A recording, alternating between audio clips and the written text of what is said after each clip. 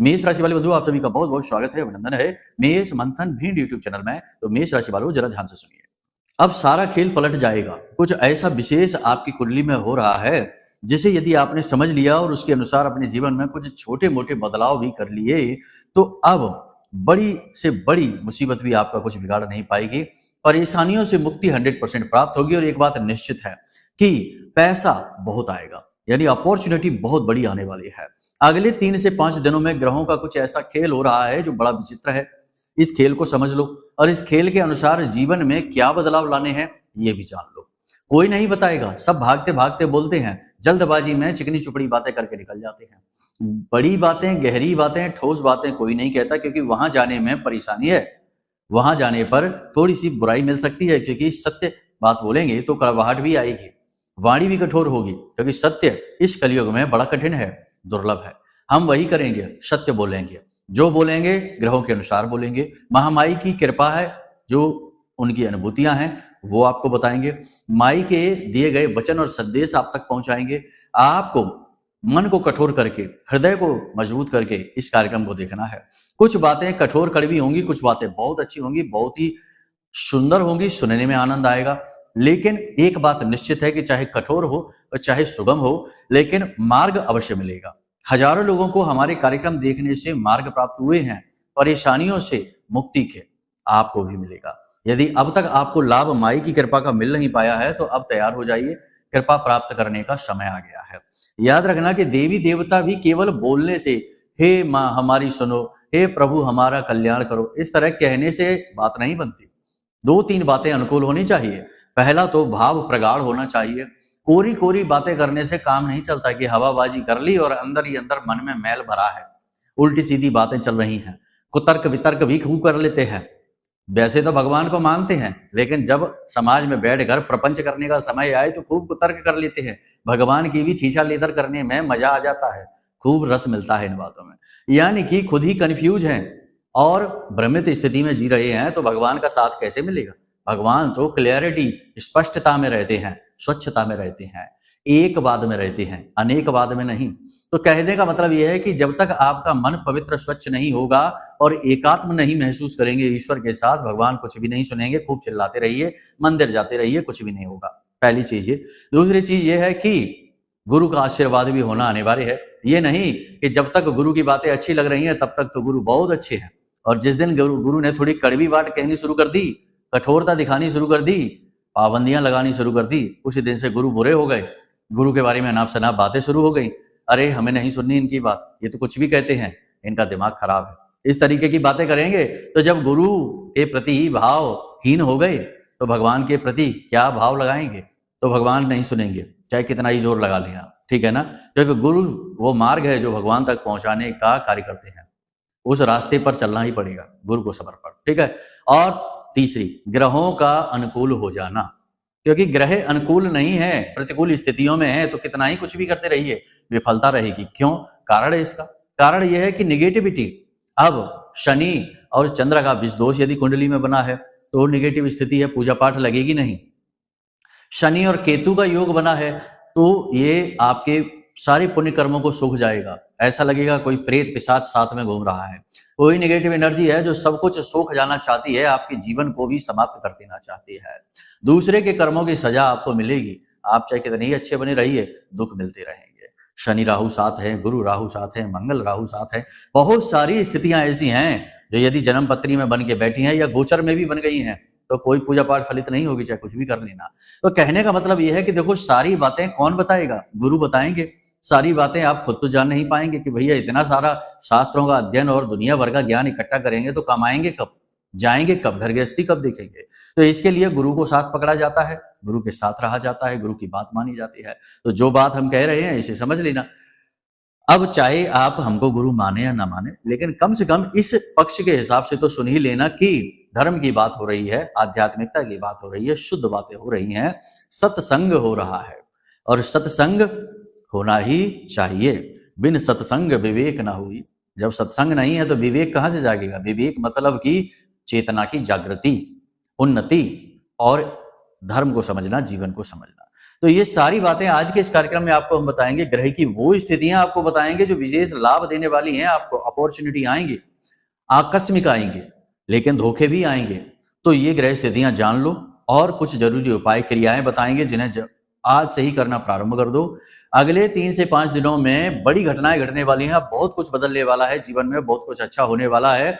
यदि लापरवाह रहे तो याद रखना कि अच्छाई के साथ ही बुराई चलती है, ठीक है। दिया तले ही अंधेरा होता है, दिया चारों तरफ प्रकाश फैलाएगा लेकिन उसके नीचे अंधेरा होगा। तो ये मत सोचना कि कोई कहता है कि अच्छा समय आ गया तो अब खुश हो जाएंगे, नहीं, वाह आनंद आएगा, नहीं। अच्छा समय आ गया तो साथ में बुराई भी लेकर आया है। हर अच्छाई के साथ यही रहता है। दुनिया भर की धन दौलत आ गई, आकस्मिक धन दौलत आ गई तो समझो बर्बादी भी आ गई। चरित्र इतना गिरा देती है आकस्मिक आने वाली जो अपॉर्चुनिटी यानी खुशियां हैं, धन दौलत है, कामयाबियां हैं, कि इंसान फिर कभी उठ ही नहीं पाता। तमाम उदाहरण आपने देखे होंगे जो रातों रात करोड़पति बन गए, रातों रात कामयाब हो गए और बाद में उनका नामो निशान ही मिट गया, लोग उनके बारे में भूल ही गए। तो ऐसे क्यों होता है? ऐसे इसीलिए तो होता है क्योंकि धर्म नहीं है उनके पास, समझ नहीं है चीजों की। समझ उत्पन्न होती है तो चीजें धीरे धीरे उपलब्ध होती हैं, लेकिन टिकाऊ होती हैं। आज का यह कार्यक्रम बेहद महत्वपूर्ण है। इस कार्यक्रम में 4 बातें हैं जिन पर हम बात करेंगे। पहला, शुभ ग्रह स्थितियां जो जीवन को बदलने वाली हैं, बड़े बदलाव लाने वाली हैं। दूसरा, आपको अपने जीवन, अपने घर में कुछ विशेष बदलाव करने हैं, तब आप इन ग्रह स्थितियों का लाभ ले पाएंगे। देखो, करना तो पड़ेगा, प्रयास तो करना ही पड़ेगा। भगवान आपके घर आए, कोई मेहमान ही आपके घर आ जाता है तो घर में तैयारियां करते हैं कि नहीं? अरे मेहमान आने वाले हैं, उन्हें चाय किस कप में देंगे, किस थाली में, किस प्लेट में भोजन कराएंगे, किस जगह बिठाएंगे। तो ऐसे ही जब शुभ ग्रहों की पॉजिटिविटी आएगी तो कहते हैं ईश्वर की कृपा आ रही है, आशीर्वाद आ रहा है, तो तैयारियां नहीं करोगे? ऐसे ही मिल जाएगा सब कुछ, तो वो तैयारियां कर लेना। देखो, हमारी बातों को अनर्गल ना लेना, शब्दों को पकड़ना नहीं, भावनाओं को समझना कि हम क्या कहना चाहते हैं। तो तैयारियां क्या करनी है इसके विषय में बताएंगे, कुछ विशेष सावधानियां हैं जो आपको करनी होंगी इसके विषय में बताएंगे, 5 बड़ी भविष्यवाणियां बताएंगे और इसी के साथ साथ होने वाली 2 बेहद शुभ घटनाओं के बारे में बताएंगे जो लाभ पहुंचाएंगे। और अंत में बताएंगे एक महाशक्तिशाली उपाय जो आपको हर हाल में कामयाब बनाएगा। याद रखना बंधुओं कि गुरु और चंद्रमा का मेल होने जा रहा है और यह बहुत बड़ा योग होता है, धन योग होता है। पैसा आता ही आता है, हर हाल में आएगा आपके जीवन में, लिख के रख लो आप ये बात, ठीक है। दूसरा कि वृश्चिक राशि में बड़ा गजब का मेल होने जा रहा है। सूर्य, मंगल, शुक्र और बुध एक साथ वृश्चिक राशि में बैठेंगे। बहुत ही कम समय के लिए बैठेंगे, लेकिन बैठेंगे जरूर और आपके जीवन में अपॉर्चुनिटी, झटके से कामयाबी लेकर आएगा, ठीक है। तो अब क्या करना है, क्या कैसे करना है, सब कुछ बताएंगे। बस कार्यक्रम को अंत तक देख लेना, ठीक है। ठंडे दिमाग से कार्यक्रम को देखना, कुछ समय देना और आप फिर बदलाव भी जीवन में लेकर आना और फिर बात करते हैं कि क्या हुआ, अच्छा हुआ कि नहीं हुआ, ठीक है।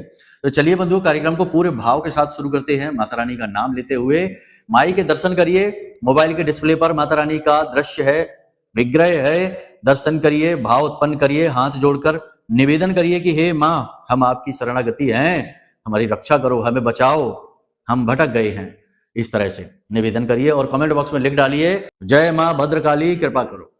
महामाई निश्चित तौर पर आपके ऊपर कृपा कर रही हैं, तभी माई आपके जीवन में आ रही हैं, कार्यक्रम के माध्यम से, आपके कहने, लिखने, सुनने के माध्यम से। और यदि आप हमारा कार्यक्रम देखते हैं, रोज प्रतिदिन देखते हैं, तो 100% आप माई के हो ही जाएंगे।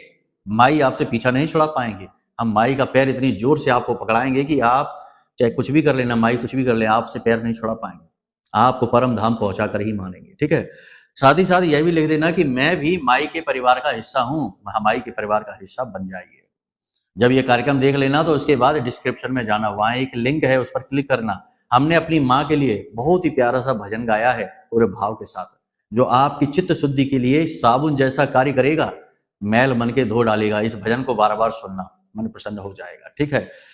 तो चलिए अब अपने मूल विषय को शुरू करते हैं। बात करते हैं 5 बड़ी भविष्यवाणियों की।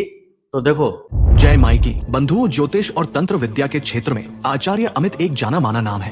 पूज्य गुरुदेव के साधनाओं और ज्योतिष विद्या के अनुभव बेहद दिव्य है। जी हाँ, पूज्य गुरुदेव ने जिसकी भी कुंडली का विश्लेषण किया और कुंडली के अनुसार उसे सटीक उपाय व महामाई माँ बगलामुखी की विशेष कृपा दी, उसके जीवन में सकारात्मक बदलाव तो आए ही है। फिर चाहे समस्या कितनी ही कठिन क्यों ना हो, समाधान तो अवश्य हुआ है। अब ऐसे में यदि आप भी अपने जीवन की किसी बड़ी समस्या से जूझ रहे हैं, जैसे कि कर्जा बढ़ता ही जा रहा है, काम धंधा और व्यापार सब रुक चुका है, रिश्ते नातों में तनाव हद से ज्यादा बढ़ गया है, पूरा जीवन ही नकारात्मकताओं से भर गया है, तो ऐसे में यही सही समय है जब आप श्रेष्ठ गुरु से मार्गदर्शन प्राप्त करें और जीवन के अंधकार को समाप्त कर दिव्य प्रकाश की ओर कदम बढ़ाएं। वीडियो में दिए गए नंबरों पर तुरंत संपर्क करिए और अपनी कुंडली का विश्लेषण व समाधान पूज्य गुरुदेव के द्वारा करवा लीजिए। देर ना करें, आपके देवी देवताओं के आशीर्वाद से ये मौका खुद चलकर आपके पास आया है, इसे गंवाना नहीं है।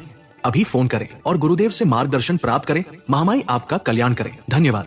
अगले 3 से 5 दिनों में मन में आपके तरह तरह के विचार आएंगे, नए नए विचार आएंगे, तरह तरह की स्थितियां होंगी। कभी आपको कॉन्फिडेंस की कमी महसूस होगी, कभी एकदम से जोश बढ़ा हुआ महसूस होगा, कभी ऊर्जा उच्च स्तर और कभी ऊर्जा निम्न स्तर पर महसूस होगी। यानी कि कभी पॉजिटिव बहुत ज्यादा और कभी बहुत ज्यादा नेगेटिव, कभी डर बहुत लगेगा भविष्य को लेकर और कभी भविष्य को लेकर नई उम्मीदें बंधेंगी। तो होगा ये इसलिए क्योंकि अभी चंद्रमा जो है वह विशेष स्थिति में, चंद्रमा यानी आप स्वयं, ठीक है। चंद्र राशि देखते हैं ना आप, चंद्र राशि जानते हैं ना, चंद्र राशि मतलब आप स्वयं हैं। तो अब ऐसी स्थिति में आपको क्या करना है? ऐसी स्थिति में आपको धर्म का साथ लेना है, रोज मंदिर जाना है, भगवान की विशेष पूजा उपासना साधना प्रारंभ कर देनी है। जिस भी स्वरूप में आपका मन लगता है, हनुमान जी हैं तो प्रतिदिन 11 हनुमान चालीसा का पाठ और अंत में बजरंग बाण का पाठ प्रारंभ कर दीजिए। भोले बाबा हैं तो प्रतिदिन 11 पंचाक्षरी मंत्र की माला करना प्रारंभ करिए। 11 मंत्रोच्चारण नहीं, कुछ भी नहीं होता इतने से, 11 माला पंचाक्षरी मंत्र का जाप करिए। छोटा सा मंत्र है, बहुत जल्दी हो जाती है, मुश्किल से आधा घंटा लगेगा, ठीक है। और इसी प्रकार से आपको जिस भी देवी देवता में भाव है उनका कोई विशेष अनुष्ठान उठा लीजिए। ये समय बहुत ही शुभ है, बहुत ही अच्छी घटनाएं लेकर आएगा, लेकिन साथ ही साथ अशुभ भी है। कोई भी बड़ा निर्णय अचानक से न लें, जल्दबाजी में न लें, वरना खतरनाक स्थिति में आप फंस सकते हैं। आपके मन में आध्यात्मिकता का भाव उत्पन्न होगा, मंदिर आप जाएंगे, भगवान के दर्शन करेंगे, लेकिन वहां पर भी पूजा पाठ से मन विचलित हो सकता है कि पूजा पाठ में मन ना लगे। मंदिर पहुंचकर इधर के उधर के ख्याल आपको पूजा से वंचित करेंगे, तो मन को एकाग्र रखना बहुत ज्यादा जरूरी रहेगा। कुछ परेशानियां आपके जीवन में चल रही हैं, जैसे कि पारिवारिक सदस्यों की समस्या, जिम्मेदारियां हैं कुछ बहुत ही महत्वपूर्ण जिन्हें निर्वहन करना है, और कर्जा और पैसे की कमी, ये आपके जीवन की अभी मुख्य समस्याएं चल रही हैं। थोड़ा इन समस्याओं के बारे में सोच सोचकर आपको भय लगेगा, डर लगेगा। जीवन साथी के स्वास्थ्य को लेकर आपको चिंता महसूस होगी, लेकिन कहीं ना कुछ सुधार भी प्रारंभ हो चुका है, तो इस बात से थोड़ा संतोष भी रहेगा। विवाह योग्य जो जातक हैं उनके विवाह तय हो जाएंगे, ये बात निश्चित है। जो बेरोजगार बैठे हैं उन्हें नौकरी 100% मिलने वाली है। अगले 3 से 5 दिनों में तैयारी कर लो, लेकिन मेहनत करना होगा। ये नहीं कि हाथ पे हाथ धरे बैठे हैं, गुरुजी ने कह दिया कि नौकरी लगेगी तो अब बस नौकरी लग जाएगी, मौज करो बैठो। नहीं, घर पर नहीं आएगी चलकर, आपको जाना पड़ेगा सुदामा जी की तरह। बेशक भगवान से लौ लगी है, भगवान के परम मित्र भी हैं, लेकिन ऐसा नहीं कि भगवान खुद चल के आ जाएंगे आपके घर, नहीं, आपको जाना पड़ेगा। एक बार आप जाएंगे, उसके बाद फिर देखिए कि भगवान कैसे आपका साथ देते हैं, ठीक है। कोई भी बड़ा व्यापारिक निर्णय लेने से पहले थोड़ा सा समझ जाएं, जल्दबाजी में निर्णय ना लें। निर्णय लेने से पहले अनुमति भगवान से अवश्य लें। देखो, कोई भी कार्य यदि आप करते हैं और उस कार्य को भगवान को समर्पित कर देते हैं तो वह अकर्म की स्थिति में चला जाता है, ठीक है ना। कर्म, अकर्म और विकर्म 3 परिस्थितियां होती हैं हमारे कार्य करने की। कर्म तो वो है कि जो हम दिन रात कर ही रहे हैं, तरह तरह के काम कर रहे हैं, और विकर्म वह है कि जो दुष्कर्म हो रहे हैं, उल्टे सीधे कर्म हो रहे हैं, नकारात्मकता को बढ़ावा देते हैं। और अकर्म यानी कि कर्म किया ही नहीं और कर्म भी हो गया, वह तब होता है जब हम भगवान को समर्पित कर देते हैं अपने हर एक कर्म को। हम भोजन कर रहे हैं तो भगवान से कहते हैं कि हे भगवान, हम भोजन कर रहे हैं और आपका प्रसाद समझकर ग्रहण कर रहे हैं। भोजन का किया हुआ कर्म समाप्त हो जाता है। दुकान पर जा रहे हैं, नौकरी पर जा रहे हैं, वहां पर भी ये कहें कि भगवान हम नौकरी पर जा रहे हैं, ड्यूटी जा रहे हैं, दुकान जा रहे हैं, आप जो भी देंगे, जैसा भी देंगे, आपका प्रसाद समझकर ग्रहण कर लेंगे। और यह आज का हमारा जो कर्म है आपको समर्पित है, आपके चरणों में समर्पित है। इतना करेंगे जब आप, तो आपका वह जो कर्म है, वहां पर आपने जो थोड़ा बहुत ठगी कर ली, झूठ बोल दिया, चोरी कर ली, कुछ भी, क्योंकि देखो भौतिक जीवन में, संसार में सब कुछ करना पड़ता है, सब कुछ होता ही है, कोई भी इतना दूध का धुला नहीं है। हर इंसान कहीं ना कहीं थोड़ी बहुत अपने अंदर कमी लेकर बैठा ही है, ठीक है। तो इससे बचे कैसे? क्योंकि इस तरह तो फिर हर एक कर्म का हिसाब करना पड़ेगा, तो कभी मुक्ति ही नहीं होगी। तो फिर यही तो एक पद्धति होती है जिसमें मन में वैराग्य धारण कर लिया जाता है। मन में एक ही लौ लगाई जाती है, प्रभु की लौ, ईश्वर की लौ, अपने आराध्य, अपने इष्ट की लौ, और हर चीज उन्हें समर्पित कर दी जाती है। तो भगवान श्री कृष्ण गीता में कहते हैं कि हे अर्जुन, तू हर एक कर्म को मुझे समर्पित कर दे। अपने द्वारा किए गए हर एक कर्म को जब तू मुझे समर्पित कर देगा, तो मेरे द्वारा दिए गए फल को प्रसाद रूप में ग्रहण कर लेगा, तो तेरा हर एक कर्म अकर्म की स्थिति में चला जाएगा, उसका कोई फल तुझे भोगना नहीं पड़ेगा। तो यही तो स्थिति हम आपसे कहते हैं। तो जो भी कार्य करें, बड़ा निर्णय लें, व्यापार में कोई भी निर्णय लें, बदलाव करें, उसे भगवान को समर्पित करें और भगवान से अनुमति अवश्य लें, मंदिर जाकर, ठीक है, भाव के साथ। देखो, भगवान से नाता जोड़ना है, केवल मांगना नहीं है। देखते हैं हम अक्सर मंदिरों में जाते हैं तो देखते हैं कि लोग हमेशा मंदिरों में मांगने में लगे हुए हैं। बाहर भिखारी बैठे हैं फटे पुराने कपड़े पहनकर, और मंदिर के अंदर अच्छे अच्छे नए कपड़े पहने हुए, बढ़िया नहाए धोए स्वच्छ साफ सुथरे भिखारी हैं। दोनों ही भिखारी हैं, यहाँ भी और वहां भी। अब भगवान कंफ्यूज है, किसको दें? एक की दशा बहुत खराब है, एक की दशा अच्छी है, लेकिन वो निवेदन बहुत ज्यादा कर रहा है। तो भगवान को कंफ्यूज ना करो, भिखारी ना बनो। भगवान से कहो, भगवान आप हमारे साथ रहो। कर तो हम सब कुछ लेंगे, हम में अपना बल बहुत है, कर हम बहुत कुछ लेंगे। आपने हमें बहुत गुणी बनाया, बहुत ऊर्जावान बनाया, बहुत कुछ दिया है। बस एक चीज है, आप हमें अपना साथ दे दो। जैसे अर्जुन ने कहा कि प्रभु आप हमारे साथ रहो, बस। आपकी सेना नहीं चाहिए हमको, कोई नारायणी सेना नहीं चाहिए हमको, कोई आपका शस्त्र नहीं चाहिए, कोई आपका वरदान नहीं चाहिए, कोई आशीर्वाद नहीं चाहिए, बस आपका साथ चाहिए। तो ऐसे ही अर्जुन की भांति बुद्धिमानी पूर्ण निर्णय लो, भगवान का साथ मांगो, ठीक है। तो ये स्थितियां इसीलिए बताते हैं हम, क्योंकि लोगों के अंदर ये कमियां हैं। लोग भगवान को भी इंसान की तरह ट्रीट करते हैं और भगवान से मांगते हैं, भगवान हमें दे दो, भगवान हमें। भगवान किसी को कुछ नहीं देते, आपका कर्म आपको देता है, ठीक है। तो ये बातें कड़वी हैं लेकिन सच है। अब सुनो, अगले 2 से 3 दिनों में विशेष स्थिति होने वाली है। क्या है वो विशेष स्थिति? देखो ध्यान से सुनो। सबसे पहले गुरु का राशि परिवर्तन होने वाला है। गुरु का राशि परिवर्तन होगा और उसके 1 दिन बाद चंद्रमा गुरु के साथ आ जाएंगे। गज केसरी योग बनाएंगे, लेकिन राहु की दृष्टि रहेगी। पैसा आपके जीवन में 100% आएगा अगले 3 से 5 दिनों में, याद रखना 100% आएगा। चाहे कर्जा लिया हो आपने, चाहे लोन का पैसा आया हो, चाहे आपका ही दिया हुआ पैसा आया हो, किसी भी तरीके से आए आपके पास पैसा आएगा। लेकिन अब यहाँ पर हम ये नहीं कह रहे कि कोई भर के बहुत बड़ी पोटली आपको पकड़ा जाएगा, नहीं।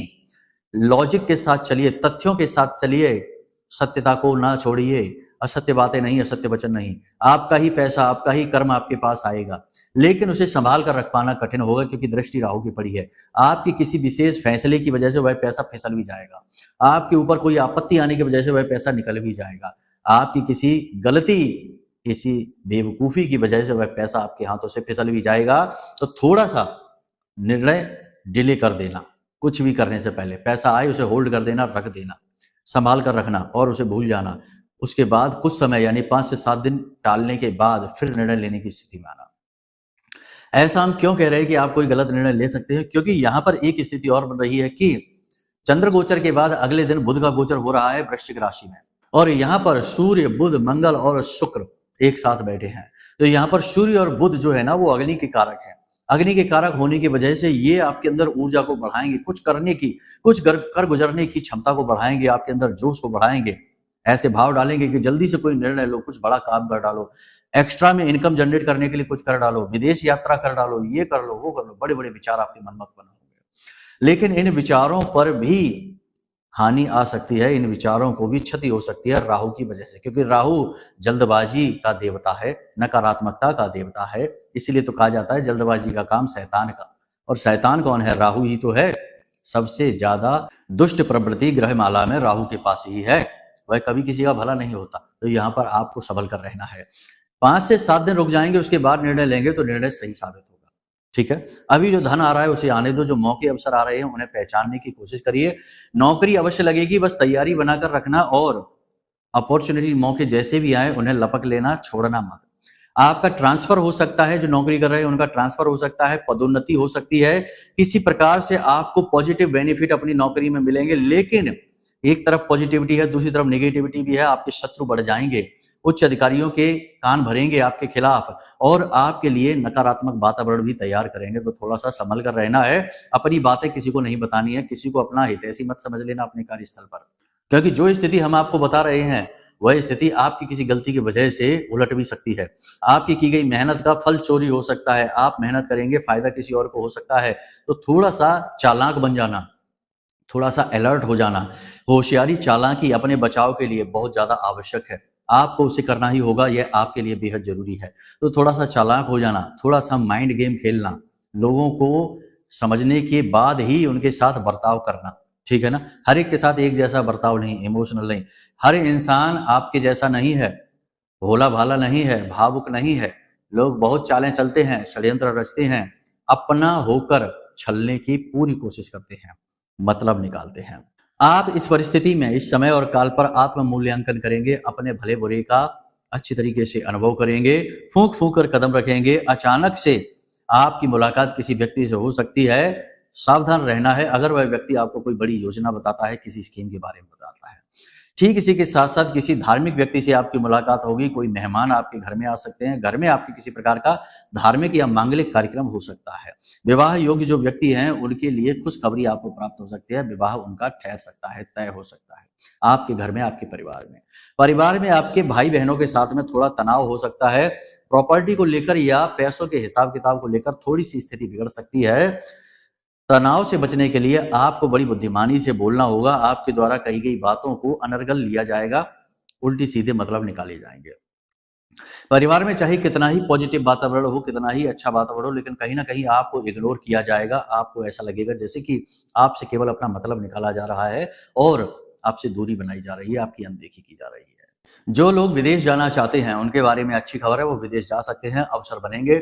लेकिन विदेश जाने से पहले, कोई बड़ा कार्य करने से पहले अपनी कुंडली जरूर दिखा लो, क्योंकि होता यह है कि कई बार आपकी कुंडली सपोर्ट नहीं कर रही और आप उस कार्य को कर डालते हैं और बाद में बहुत लॉस हो जाता है। खूब दिमाग लगाने के बाद, पैसा लगाने के बाद, सारे संसाधन लगाने के बाद भी लॉस हो जाता है। अब आप खुद सोचोगे, क्या कोई ऐसा व्यक्ति है जो ये सोचकर काम करता है कि हम बहुत सारा लॉस उठाएंगे, कर्जा हो जाएगा हमारे ऊपर और हमारी जिंदगी बर्बाद हो जाएगी?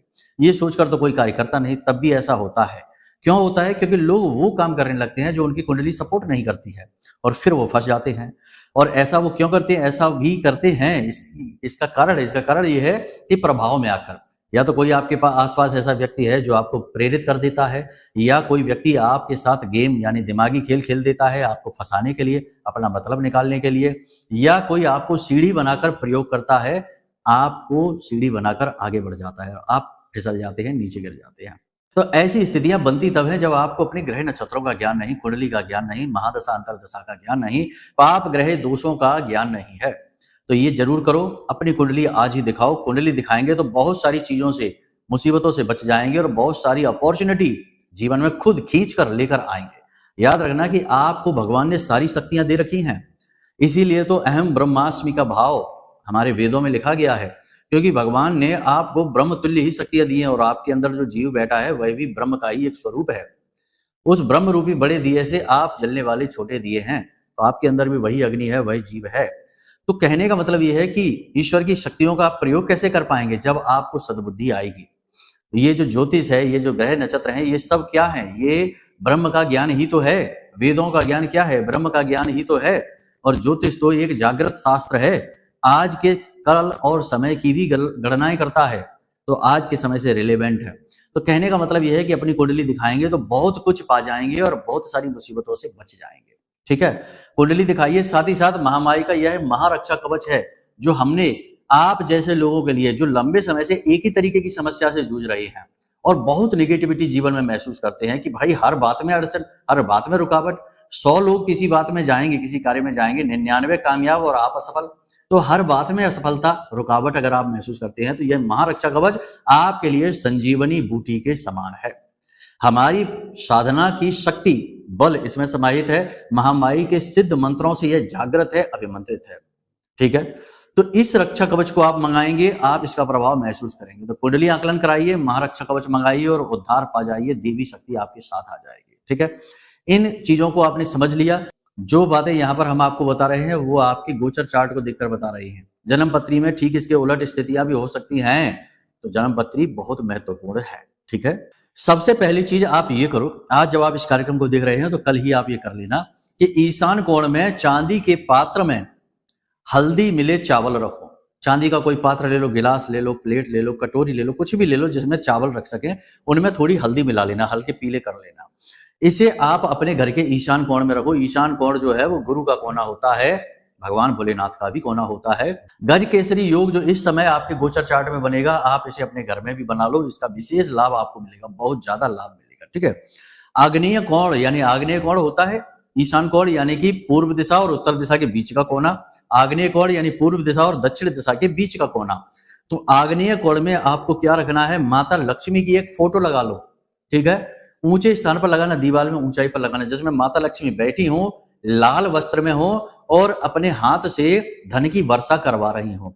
ऐसी फोटो आग्नेय कोण में आप लगा लो, बहुत ज्यादा आवश्यक है, क्योंकि भाई शुक्र का कोना होता है, शुक्र एक्टिवेट हो जाएगा। शुक्र को माता लक्ष्मी का ही स्वरूप माना जाता है। इसी प्रकार वायव्य कोण, अब वायव्य कोण क्या है? वायव्य कोण समझो कि जो उत्तर दिशा है और पश्चिम दिशा है उसके बीच का जो कोना है, वहां पर आप एक पात्र रखो, पीतल का लोटा एक रख लो, उसमें जल, स्वच्छ जल भरिए और उस स्वच्छ जल में एक लौंग का जोड़ा, एक इलायची का जोड़ा, 4 काली मिर्च और एक जायफल कूट कर, तोड़कर उसमें डाल दो, पीस कर उसमें डाल दो और उसके बाद आप इसे वहां रख दो 24 घंटे के लिए।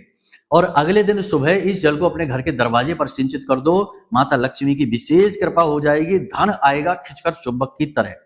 जो सामग्री इसमें से बचे थोड़ी बहुत, उस सामग्री को घर के पवित्र पौधों में, जैसे तुलसी का पौधा, केले का पौधा, इनकी जड़ों में आप डाल दो। इसी के साथ साथ नैऋत्य कोण जो होता है, नैऋत्य कोण कौन सा है? घर का जो दक्षिण दिशा है और पश्चिम दिशा है उसके बीच में जो कोना है उसे नैऋत्य कोण कहते हैं। वहां पर कामधेनु गाय, जिसे सुरभि गाय भी कहते हैं, इस गाय को वहां रखो। अब क्या करना है? एक मूर्ति लेकर आनी है, तस्वीर भी लगा सकते हैं लेकिन मूर्ति ले आए वो अति उत्तम है। तो एक मूर्ति लेकर आए, पत्थर की या धातु की ठोस मूर्ति होनी चाहिए। इस कामधेनु गाय की मूर्ति को आप घर के ईशान कोण में रख दो। उत्तर दिशा की ओर इसका मुख रखना या पूर्व दिशा की ओर इसका मुख रखना। इन 4 चीजों को अपने घर में आप कर लो। इसी के साथ साथ हरिद्र तिलक के बारे में हमने आपको बताया था। इस हरिद्र तिलक को भी प्रतिदिन लगाना प्रारंभ कर दो और आप देखो कि कैसे अगले 3 से 5 दिन में आप इतिहास लिख दोगे, वो कर लोगे जो अब तक आप जीवन में कर नहीं पाए हो। बड़ा चमत्कारी प्रयोग है। लेकिन एक बात यहां पर हम पहले ही आपको बता दें कि 2 कंडीशंस अप्लाई होती हैं। पहली कि आपकी कुंडली में कोई पाप ग्रह योग नहीं होना चाहिए। अगर कुंडली में पाप ग्रह योग है तो वह बाधा है, और बाधा जब तक हटेगी नहीं तब तक उपाय, क्रियाएं, पूजा पाठ, अनुष्ठान कुछ भी काम करेगा नहीं। दूसरी चीज कि आपका भाव पवित्र होना चाहिए। ठीक है, ये नहीं कि एक तरफ तो आप उपाय कर रहे हैं, दूसरी तरफ आप जिंदगी को कोस रहे हैं, अपने आप को, अपनी किस्मत को, अपने भाग्य को, देवी देवताओं को कोस रहे हैं, और मांस मच्छी और शराब, सट्टेबाजी और वेश्यावृत्ति और उल्टे सीधे ना जाने क्या क्या कर्म में लिप्त हैं, दिन भर झूठ बोलते हैं। नहीं, ऐसा नहीं, शुद्धता रखनी है। तो ये 2 कंडीशन अगर आप मानते हैं, शर्तें मानते हैं, और तो बाकी नैतिकता के जो नियम है वो मानेंगे, तो फिर आप देखिए चमत्कार होने वाला है। ठीक है, तो यहां तक सारी बात आपने समझ ली है। अब यदि आपको कोई सहायता चाहिए, कुंडली आकलन कराना है, महारक्षा कवच पाना है, मच्छमड़ी, जो हमने विशेष मच्छमड़ियां मंगवाई हैं अपने सबसे विश्वसनीय सूत्र से, हमारा शिष्य ही है, उसी से मंगवाई हैं और उन्हें जागृत अभिमंत्रित किया है। राहु के सारे दोषों को समाप्त करने की शक्ति है इस मच्छमड़ी में। तो ये मच्छमड़ी यदि मंगवाना चाहते हो और यदि किसी प्रकार की अन्य सहायता, मार्गदर्शन चाहते हो, तो नंबर वीडियो में है, इन नंबरों पर फोन कर लो। आपकी सारी सहायता की जाएगी, आपके जीवन को सरल बनाया जाएगा। हर प्रकार से हम आपके लिए तैयार हैं। माता रानी ने हमें इसीलिए यहाँ बिठाया है, आपकी सेवा के लिए, जन कल्याण के लिए। एक साधक का यह भी कर्तव्य होता है, उसे इस स्टेज से भी गुजरना पड़ता है। जन कल्याण का जो मंच है वह दिया जाता है और फिर उसके बाद उससे उसे आगे बढ़ाया जाता है। तो जब तक माई ने यहाँ बिठाया है, लाभ ले लीजिए। हजारों लोगों ने लाभ ले लिए हैं, जीवन में मुस्कुराहट आई है, अब आपकी बारी है। ठीक है, कुछ भी यहाँ बेचने की कोशिश नहीं है, कोई भी यहाँ पर हम प्रचार नहीं कर रहे हैं। अगर आपके मन में ऐसे विचार आ चुके हैं तो कुछ भी ना करना, फोन भी ना करना, कोई जरूरत नहीं है। पहले चित्त को शुद्ध करिए, 2-4 जन्म और लीजिए, उसके बाद आप धर्म को, गुरु को, वाणी को समझ पाएंगे। फिर अगर माई ने आपका हमारा सामना कराया तो मार्गदर्शन ले लेना, कोई बात नहीं। ठीक है, तो चलिए बंधु, आज के कार्यक्रम को यहीं विराम देते हैं। हमेशा पॉजिटिव रहिए, अपने आप को देखिए भगवान ने आपको क्या क्या दिया है। भगवान को हमेशा आभार व्यक्त करिए, धन्यवाद जरूर दीजिए जो भी कुछ आपको मिला है। कम से कम स्वस्थ शरीर तो मिला है इसी के लिए। ठीक है, अब दूसरा कि अपने भाव को जितना हो सके उतना पवित्र रखिए। दुनिया भर की निगेटिविटी से, गंदगी से अपने चित्त को बचा कर रखिए, ये आपकी जिम्मेदारी है। लोग तो आएंगे, इन्फेक्ट करेंगे आपको, लेकिन आपको बचना है। ठीक है, तो चलिए बंधु, प्रेम से बोलिए जय माई की, जय मां बगलामुखी। हमारे प्रिय और परम पूज्य आचार्य जी ने अपनी साधनाओं के अनुभवों पर आधारित शक्तिशाली उपाय और क्रियाओं के माध्यम से हजारों लोगों के जीवन को पूरी तरह से बदला है। आचार्य जी के द्वारा बताया गया हर एक उपाय इतना सटीक और कारगर होता है कि जो भी इसे पूरे भाव के साथ कर लेता है, उसे साक्षात महामाई की कृपा और आशीर्वाद प्राप्त हो जाती है। इसलिए निसंकोच इन उपायों को पूरे भाव के साथ करिए, आपका कल्याण होगा। जय माई की।